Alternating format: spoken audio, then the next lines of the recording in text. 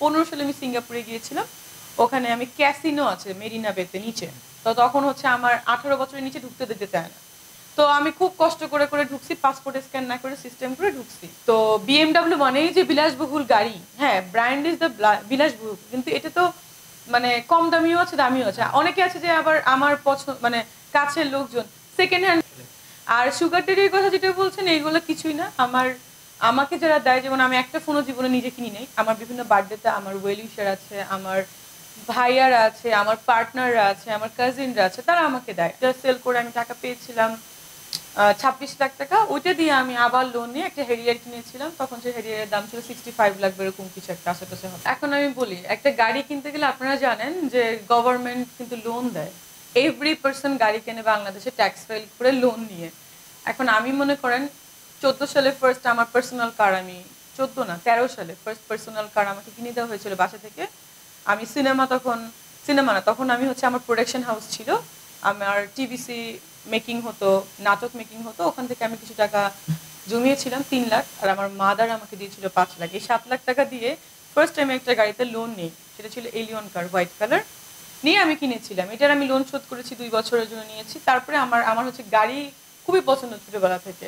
সেখান থেকে আমি মনে করেন একটা হেরিয়ার, ওইটা সেল করে আমি টাকা পেয়েছিলাম 26 লাখ টাকা। ওইটা দিয়ে আমি আবার লোন নিয়ে একটা হেরিয়ার কিনেছিলাম। তখন সেই হেরিয়ারের দাম ছিল 65 লাখ এরকম কিছু একটা আশেপাশে হবে।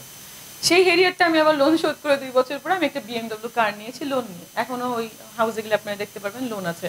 60 লাখ টাকা আমি লোন নিয়ে বাকি টাকা আমি দিয়ে গাড়িটা কিনছি।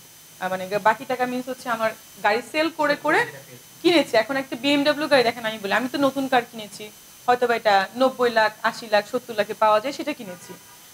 তো বিএমডব্লিউ মানেই যে বিলাসবহুল গাড়ি, হ্যাঁ ব্র্যান্ড ইজ দ্য বিলাসবহুল, কিন্তু এটা তো মানে কম দামিও আছে দামিও আছে। অনেকে আছে যে আবার আমার পছন্দ মানে কাছের লোকজন সেকেন্ড হ্যান্ড বিএমডব্লিউ মার্সিডিস কিনতেছে 30 লাখ টাকা দিয়ে। তাহলে আপনি কি বলবেন? একটা নর্মাল এলিয়ন বলেন বা নর্মাল আপনি যে কোনো একটা গাড়ি বলেন, এটাও কিন্তু 20-30 লাখ টাকা লাগে কিনতে গেলে। তো একটা সেকেন্ড হ্যান্ড গাড়িও কিন্তু মানুষ কিনতে পারে, কিন্তু প্রবলেমটা হচ্ছে যে ওই যে বিএমডব্লিউ ওই যে ব্র্যান্ড। আর সুগার ডেডির কথা যেটা বলছেন এইগুলো কিছুই না। আমাকে যারা দেয়, যেমন আমি একটা ফোনও জীবনে নিজে কিনি নাই। আমার বিভিন্ন বার্থডেতে আমার ওয়েল উইশার আছে, আমার ভাইয়ারা আছে, আমার পার্টনাররা আছে, আমার কাজিনরা আছে, তারা আমাকে দেয়। আর ঘড়ির কথা সেটা হচ্ছে ফার্স্ট আমি একটা ইয়েতে বলেছিলাম, কি বলো এটাকে, একটা একটা শোতে, একটা শোতে আমি বলেছিলাম যে আমি ফার্স্ট রোলেক্স ওয়াচটা, এটা না, এটা তো আমি বার্থডেতে গিফট পেয়েছিলাম। ফার্স্ট রোলেক্স ওয়াচটা আমি নিজে কিনেছিলাম। সেটা কিভাবে? 15 সালে আমি সিঙ্গাপুরে গিয়েছিলাম। ওখানে আমি ক্যাসিনো আছে মেরিনা বেতে নিচে। তো তখন হচ্ছে আমার 18 বছরের নিচে ঢুকতে দিতে চায় না। তো আমি খুব কষ্ট করে ঢুকছি, পাসপোর্ট স্ক্যান না করে সিস্টেম করে ঢুকছি। আমার সঙ্গে আরো 4-5 জন ছিল, আমার আঙ্কেল ওনারা। তো আমি $100 আমি জাস্ট ধরছি, আমি কিন্তু খেলাটালে এখনো জানি না। ধরছি, ধরার পর সেটা থেকে আমার 1000 প্রফিট হয়েছে। ঠিক আছে, এই হলে গেল। সাথে হচ্ছে সেটা কিন্তু এখনো ডকুমেন্টও আছে আমার কাছে। সেকেন্ড হচ্ছে আমার আঙ্কেল আবার 2000 টাকা $2000 ধরছে, বিভিন্ন কয়েন দেয় ওনারা। 2000 কয়েন ধরার সাথে সাথে ওই কয়েন উনি ফার্স্টে উনি $1000 ইনকাম করলো, পরে দেখি লস করে তার $200 কয়েন থাকলো। থাকার পরে আমি কি করলাম, আমাকে বলে তুই এসে ধর, তোর লাখটা ফেভার করবে। তো আমি বললাম আচ্ছা ঠিক আছে চলেন। আমি বলি তুই ছোট মানুষ আছিস, তোর হবে। তো আমি ধরলাম, ওনার সেই 200 থেকে আমি পুরো 10,000 ওনাকে ইনকাম করে দিলাম। আমি বলছি ভাই যেটা হবে আঙ্কেল আমার 50-50 দিতে হবে। তো 10,000 থেকে আবার দেখলাম 12,000 হইলো, তখন আমি 10,000 নিয়ে ওনারা 2,000 দিয়ে আমি চলে আসছি।